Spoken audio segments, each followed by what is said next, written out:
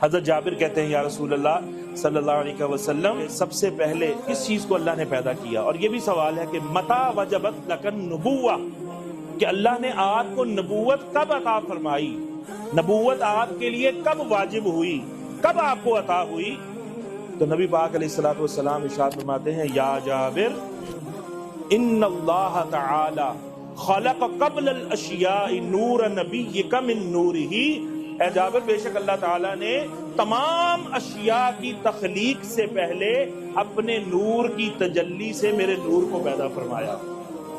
کنت نبیا و آدم بین الماء والطین، میں اس وقت بھی نبی تھا جب آدم علیہ السلام کا خمیر مٹی اور پانی کے درمیان انتظار ہو رہا تھا، حضور اس وقت بھی